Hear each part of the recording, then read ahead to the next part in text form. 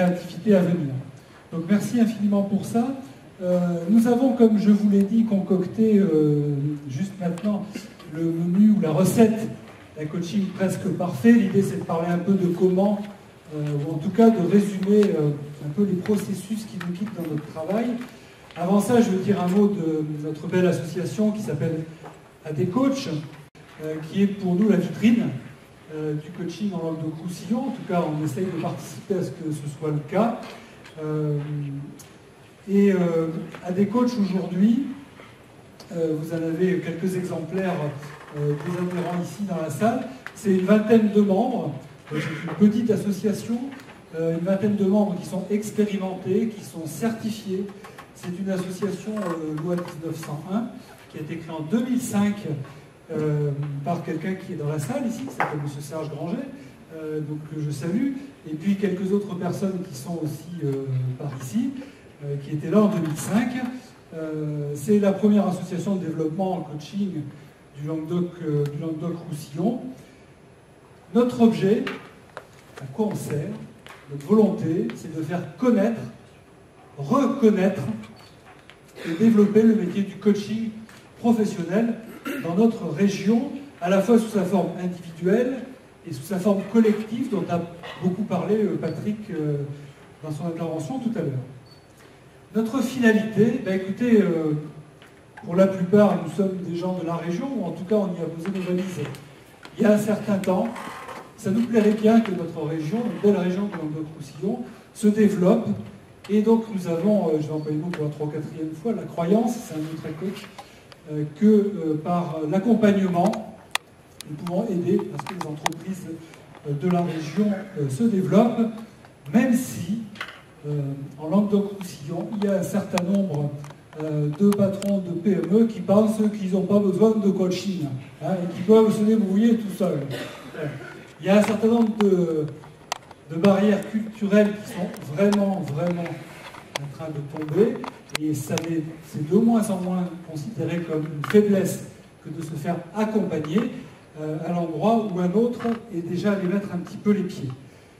Nous avons, pour les coachs, des coachs, c'est aussi un lieu de réflexion, de professionnalisation. Nous avons, à raison de tous les 2 ou 3 mois, une soirée qu'on appelle de partage de ressources, où on augmente nos compétences en partageant ce qu'on sait faire, chacun, et en le donnant aux autres. C'est aussi un processus d'intégration rigoureux, parfois jugé très rigoureux, mais on a en tout cas un processus d'intégration de nos coachs qui est celui des fédérations, des grandes fédérations de coachs françaises. Notre rêve serait peut-être d'organiser un jour une grande fête sur la place de la Comédie où tous les gens qui se sont fait coacher viendraient avec un t-shirt « Je me suis fait coacher » et où l'idée serait un peu vraiment de vulgariser cette affaire et que surtout, parce que ça je le rencontre et nous le rencontrons tous dans notre métier souvent, il y ait de moins en moins de personnes dans les entreprises qui aimeraient bien se faire accompagner, mais qui n'osent pas demander, parce que se faire accompagner, encore une fois, c'est de la faiblesse. Alors je laisse maintenant la parole à une belle brochette des coachs qui vont vous dire quelques mots, quelques fondamentaux de notre art du coaching. Et c'est Diane de Chièvre qui commence. Merci.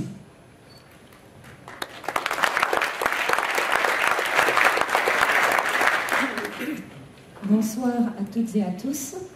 Alors, comme la plupart d'entre vous aura pu le constater en début de soirée, il y a une présentation visuelle qui a circulé, qui a été projetée sur les préjugés, sur les idées reçues qui circulent sur le coaching. Alors, moi j'en ai choisi 3 ce soir, celles qu'on entend le plus souvent, à commencer par la première, qui est que le coaching c'est du conseil. Alors, il est vrai qu'un coach est un professionnel, donc une personne qui a parfois 3 rôles. Coach, consultant, formateur. Donc, quand il est consultant, il est conseiller. Néanmoins, lorsqu'il est dans son rôle de coach, dans le processus de coaching, il pratique du coaching. La deuxième idée reçue, c'est que le coaching, c'est de la psychothérapie. Eh bien, le coaching laisse la psychothérapie au psychothérapeute.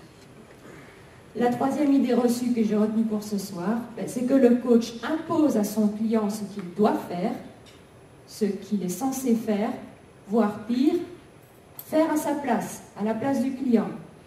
Alors tout au contraire, le coaching est une approche autonomisante, donc le coach respecte l'autonomie de ses clients et c'est vous qui choisissez ce que vous allez faire. Donc la définition du coaching, c'est quoi? Le coaching, c'est un accompagnement sur mesure d'une personne ou d'un groupe de personnes au départ d'une situation que ces personnes ou la personne souhaite voir améliorer vers une situation souhaitée que l'on va nommer l'objectif. Alors la particularité du coaching, donc, c'est que la première particularité, c'est que ça se déroule dans le cadre d'un processus de changement ou de transition à travers une succession de séances qui sont séparées dans le temps par des plans d'action successifs jusqu'à l'atteinte de cet objectif. Et la deuxième particularité, c'est que le coaching est assuré par un coach, et un coach, c'est un professionnel qui va se positionner d'une certaine manière par rapport à son ou ses clients. Donc, il aura une attitude particulière d'écoute active et bienveillante. Il apporte des clarifications et il structure l'accompagnement. Il maîtrise l'art du questionnement. Enfin, il est un soutien valorisant, encourageant et neutre. Voilà, je passe la parole à Isabelle Barbanson. Bonjour, merci Diane. Moi, je vais vous parler des 4 grandes étapes du coaching. Donc la première étape, c'est l'objectif. Alors, comme l'a dit Diane, un coach va accompagner coacher un client d'un point A à un point B. C'est vraiment un accompagnement. En fait, c'est un petit peu comme un voyage. Imaginez que vous poussez la porte d'une agence de voyage. La première question qu'on va vous poser, c'est: vous voulez aller où? Quelle est votre destination? C'est la même chose pour le coaching. L'objectif, la situation souhaitée. Qu'est-ce qui est important pour vous de mettre en place? Qu'est-ce qui va faire une différence dans votre entreprise, dans votre vie? Et le coach est là pour vous permettre de mettre en place toutes ces idées, de répondre à cette question fondamentale. Pour ça, on va explorer la situation présente. Qu'est-ce qui se passe aujourd'hui pour vous? Qu'est-ce qui fait que vous êtes levé, que vous avez poussé cette porte et qu'aujourd'hui c'est le jour? Quel est le déclencheur? Dans cette situation-là que vous vivez, il y a peut-être des peurs. Il y a peut-être des choses qui sont un petit peu difficiles. Le coach est là, il est à vos côtés et il va vous permettre de parler de tout ça, de relativiser certaines choses, de relativiser certains freins. Une fois que vous savez d'où vous partez, où vous voulez aller, c'est très simple. En route, le coach va vous permettre d'aller chercher vos ressources. Parce que c'est avec ça que vous allez mettre en place des choses. Alors c'est là les ressources du coaché, bien sûr, ses ressources personnelles, ses compétences, ses qualités. Et puis, pour faire écho à Monsieur Dubois, c'est les ressources de tous ceux qui vous entourent, que ce soit vos partenaires dans l'entreprise, que ce soit des clients, que ce soit vraiment tous les gens qui sont là, toutes les ressources de l'entreprise aussi. Le temps est une ressource. Donc avec ces ressources intérieures et avec ces ressources extérieures, vous allez pouvoir vous mettre en action. Donc le 4e point, c'est l'action. Parce que le coaching, c'est mettre des choses en place concrètement, dans la pratique. Aller sur le terrain de jeu de la vie, du concret. Donc, comme l'a dit bien Diane, de séance en séance, Le coach va être là à vos côtés pour vous permettre de mettre en place des actions. Hein, si on reprend l'exemple du voyage, oui, vous savez où vous voulez aller, mais la manière d'y aller, il y a plein de façons de faire. Donc là, le coach il va vous permettre de tester la façon qui vous convient le mieux, avec les gens qui vous entourent et avec toutes vos ressources. Voilà. Et je vais passer la parole à Cédric Ménétrier.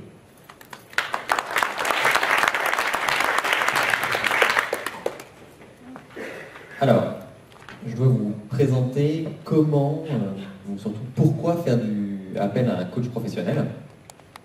J'aimerais ce soir que vous reteniez peut-être 4 raisons majeures de faire appel à un coach professionnel. La première, ça pourrait être tout simplement de prendre de la hauteur, se projeter, revisiter un peu sa problématique et essayer d'envisager le futur un peu plus sereinement. La deuxième, se développer en termes de compétences. Compétences, vous allez me dire, c'est large comme mot, on va dire plutôt compétences personnelles, tout ce qui va toucher par exemple au leadership ou à l'autonomie. La troisième pourrait être simplement de travailler sur l'optimisation d'une phase de transition, accompagner le changement. Et la dernière, se préparer à un enjeu fort, important, ponctuel, sur lequel vous allez peut-être jouer les prochaines années. Si je reviens sur la première, se projeter, prendre de la hauteur, on a parlé de voyage avec Isabelle, j'aurais tendance à prendre l'image de la montgolfière. Le coach peut vous amener dans sa montgolfière et vous aider à prendre un peu de hauteur et voir votre terrain de jeu différemment. Si vous vous imaginez dans la montgolfière, vous verrez que ce que vous voyez comme un obstacle au quotidien juste devant vous est relativement petit par rapport à tout ce qu'il y a autour dans votre paysage et aux divers chemins qui peuvent se présenter à vous. C'est un peu l'idée du travail que l'on peut faire avec un coach quand on cherche à se projeter. On pourrait aussi prendre l'image de France dans le livre de Patrick Dubois qui a fait appel à un coach pour, à un moment donné, essayer de prendre de la hauteur. Et si vous imaginez France au quotidien, avec tous les stimuli qu'elle reçoit autour d'elle, les demandes des uns, des autres, les exigences, les problématiques du quotidien, et essayer de développer une politique autour de ça et se projeter vers le futur. Voilà ce qu'elle pourrait faire avec un coach. Cette première thématique, c'est vraiment redonner du sens, revenir à l'essentiel et chercher à donner un nouveau cap à son action. Le deuxième sujet que je vous ai proposé, c'est développer ses compétences personnelles. Alors vous allez me dire, ça c'est peut-être le sujet de la formation. Le travail avec un coach, c'est de mobiliser quelqu'un qui va chercher à catalyser les ressources que vous avez en vous pour développer des compétences déjà présentes, mais peut-être pas exploitées à leur maximum. Faire tomber les tabous. Les sujets classiques là-dessus, le leadership, l'autonomie, la confiance en soi, par exemple. Le troisième sujet que je vous ai proposé, c'est d'accélérer un processus de changement. Pour ça, rien de mieux que faire appel à un coach pour prendre du temps. C'est au moment d'accélérer que prendre quelques minutes, quelques heures de travail avec un coach permettra peut-être de trouver les meilleures solutions pour aborder le changement et passer cette phase de transition le plus rapidement possible avec efficacité. Le ROI sur ce type de thématique est clairement le temps que vous gagnez par rapport à une adaptation, on va dire, plus classique. La dernière proposition que je vous ai faite parmi ces 4, c'est se préparer à un enjeu ponctuel, très important. Et là, je vais laisser tout à l'heure Dominique vous donner quelques exemples, mais je peux déjà vous prendre un exemple que peut-être certains d'entre vous ont vu au cinéma, Le Discours d'un roi, le film de Tom Hooper. Dans ce film, vous voyez le roi George V se préparer à son premier discours et dépasser un problème, presque mécanique, qui est un bégaiement, avec ce qu'à l'époque on n'appelait pas un coach, mais en tout cas avec une problématique d'accompagnement assez similaire à ce que pourrait faire un coach. Donc si ce soir vous pouvez tous retenir ça, que vous soyez salarié, dirigeant ou simplement quelqu'un d'impliqué dans une association par exemple à titre bénévole, faire appel au coaching professionnel, c'est se projeter ou se développer personnellement, ou encore se préparer à un événement à fort enjeu, ou accompagner plus rapidement une phase de transition en sérénité. Et je laisse la parole maintenant à Dominique Delon pour vous donner quelques exemples concrets.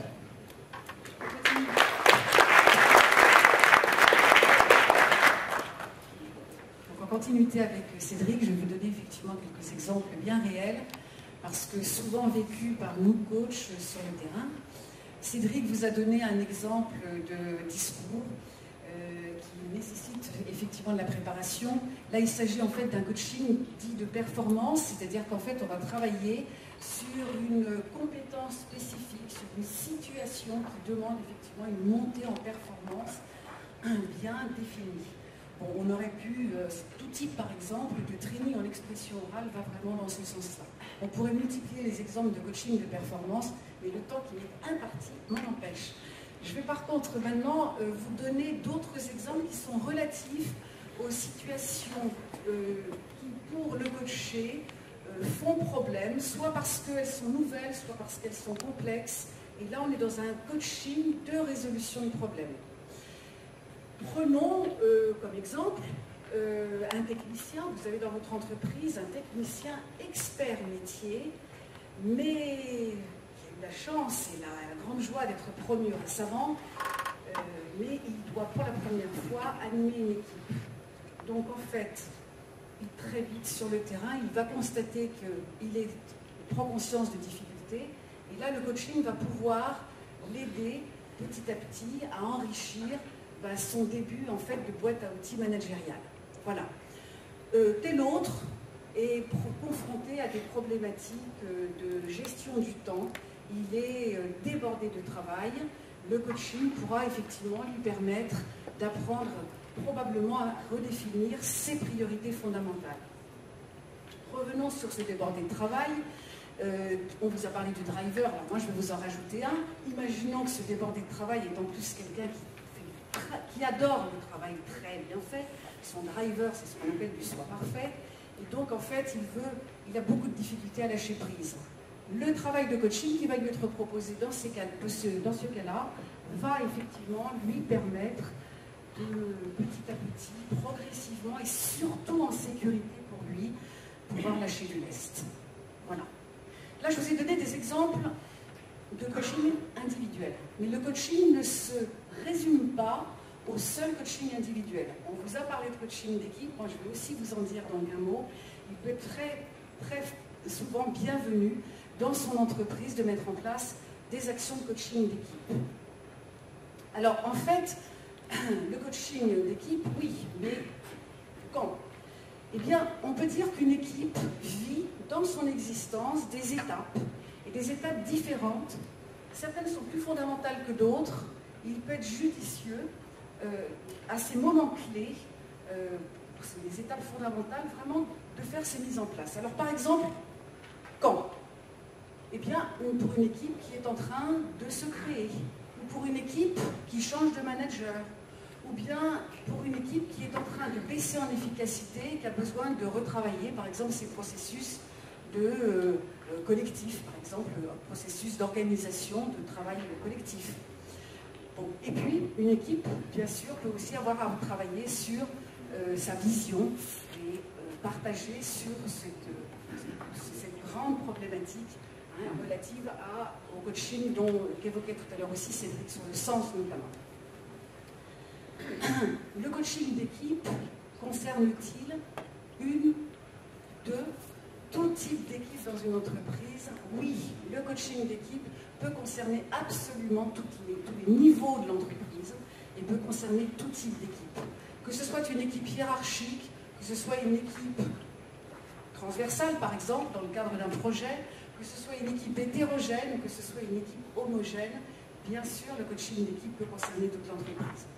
En témoignent notamment certains types de coaching d'équipe dont l'objectif est de renforcer par exemple la coordination ou la cohésion, ou bien par exemple, et exemple souvent rencontré effectivement dans nos pratiques, il s'agit de résoudre une problématique conflictuelle au sein d'une équipe. Alors vous avez une équipe X qui est dysfonctionnante, les tensions sont fortes, l'ambiance est de plus en plus délétère, il est grand temps en fait de rebooster et de redynamiser les coéquipiers qui sont effectivement en train de se démobiliser gravement. C'est là que le coaching d'équipe, notamment, va vraiment aider à la résolution de la problématique conflictuelle.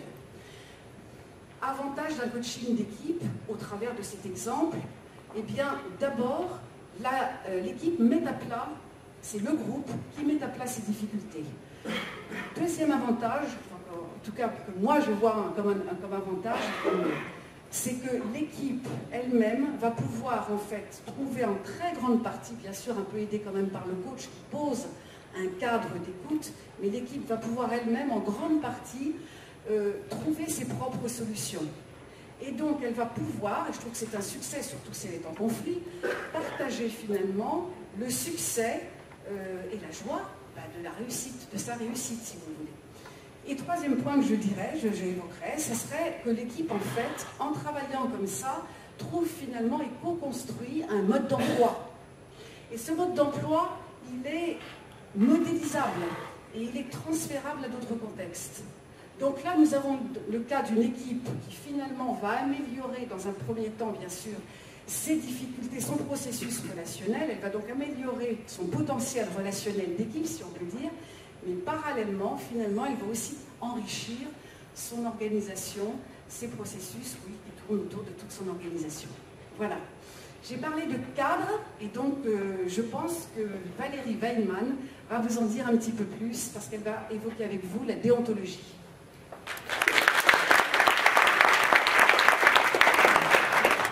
Donc, comme vient de le dire Dominique Bellon, en coaching, il s'agit d'accompagner une personne ou un groupe de personnes dans des objectifs professionnels et en prenant en compte les situations qui sont exprimées, les pensées, les réflexions, les émotions.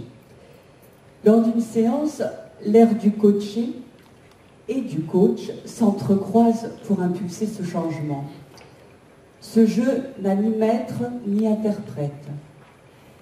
Mais il va donner sens au projet du coaché par questionnement successif afin qu'il y trouve une place, une fonction, une mission, un objectif ou un résultat. Le coach, lui, va créer un espace où le coaché va pouvoir s'exprimer de façon responsable, car l'espace décisionnel n'appartient qu'au coaché. Pour cela, le professionnalisme et la posture du coach sont essentiels. Le coach doit être compétent. En tout cas, il garantit à son client son niveau d'expertise et de connaissance pour répondre à la demande. Il connaît aussi très bien les limites du coaching. Il est formé, certifié, par une formation significative, plutôt de longue durée. Il fait évoluer sa pratique en suivant régulièrement des formations et en participant à des activités de la profession, du secteur. Il poursuit lui-même un travail de développement personnel. Il est également supervisé, c'est-à-dire qu'il bénéficie de conseils, de réflexions, d'accompagnement par un pair qualifié. C'est peut-être une supervision collective ou une supervision individuelle. En tout cas, il y a un suivi de son travail. Il respecte la confidentialité de ce qui se passe en coaching, mais également toutes les informations qu'il pourrait avoir de l'organisation dans laquelle il intervient. Et comme en éthique, il est communément question de valeurs, il applique un code déontologique. Chaque fédération de coaching a rédigé une charte auquel tous les coachs peuvent se référer. C'est cela, la posture du coach, et je dirais même la présence organique d'un coach. Ensuite, le coach agit dans un cadre légal, c'est-à-dire qu'il n'encourage d'aucune façon une conduite déloyale, discriminatoire, non professionnelle. Autrement dit, un coaching se contractualise. Et je vais laisser la parole à Olivier Rénal qui va nous parler du contrat.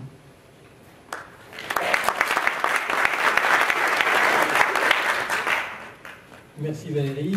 Alors, Contrat, oui, mais je vais donner quelques petits éclairages complémentaires. Beaucoup de choses ont été dites par mes collègues jusque-là. Sur les outils aussi, contrat, et sur les durées. Alors, les outils.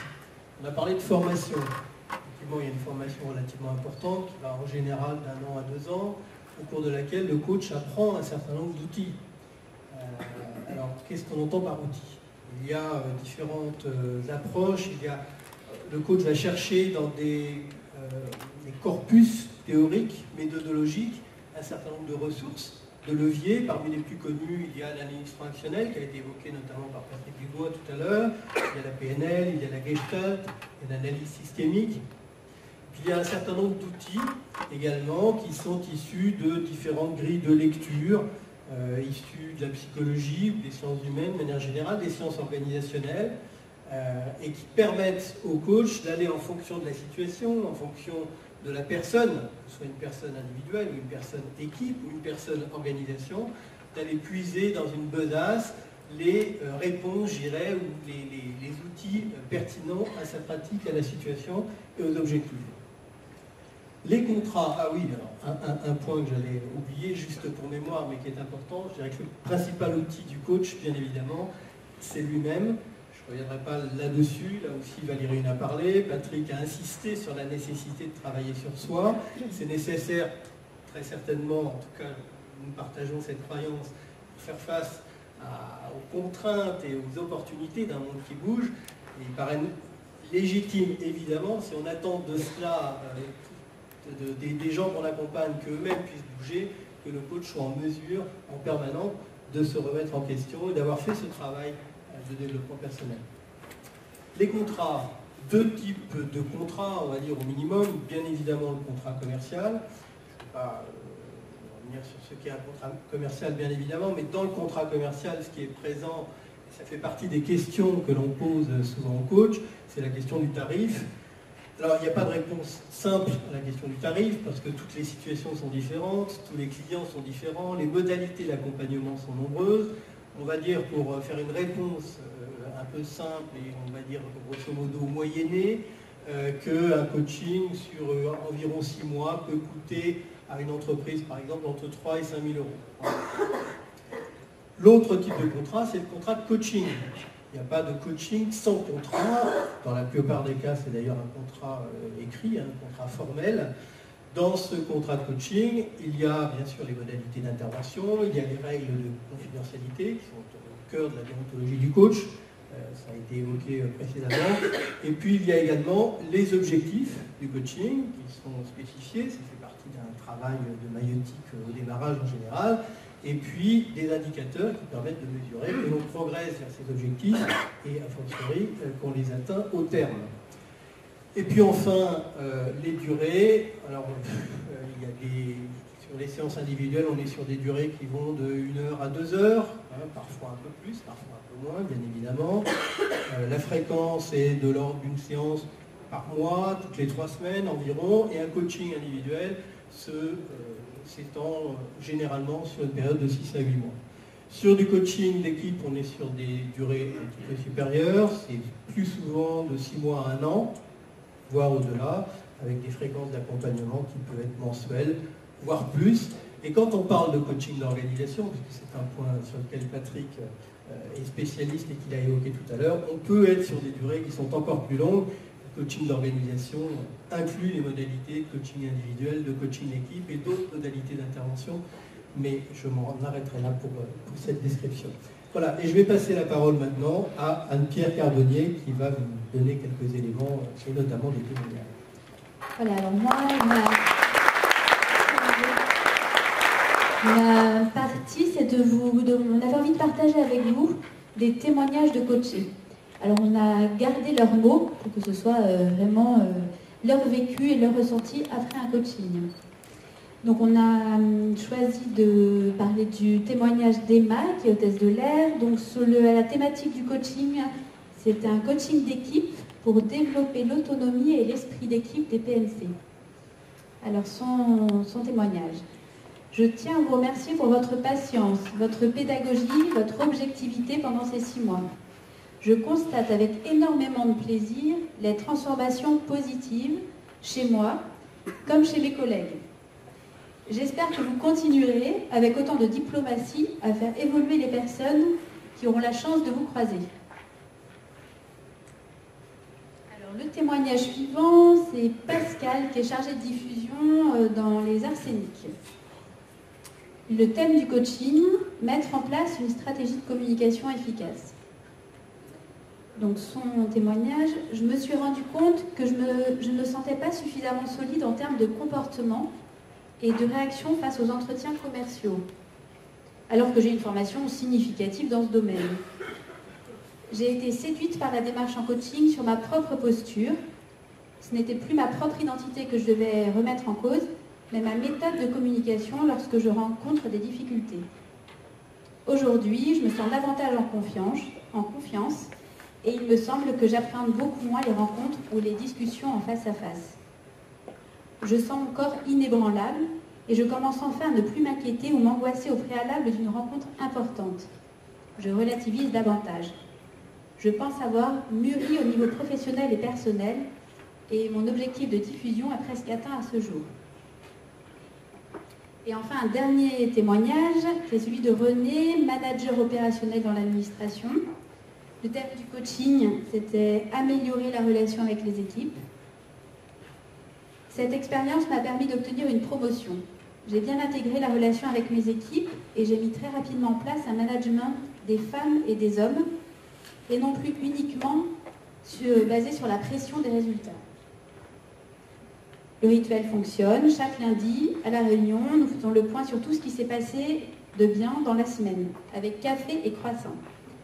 En plus, jamais je n'aurais cru que le coaching pouvait se faire sur un terrain de golf et faire autant de parallèles sur mes comportements alors que je joue au golf depuis 20 ans et qu'il m'a fallu atteindre 55 ans pour me remettre en question et trouver des solutions et des relations différentes avec ses semblables. Voilà, alors c'était quelques témoignages de vécu de coaché. Pour notre partie, là, c'est terminé. On va vous inviter à... Je vais reprendre la parole si tu veux bien. Merci à vous.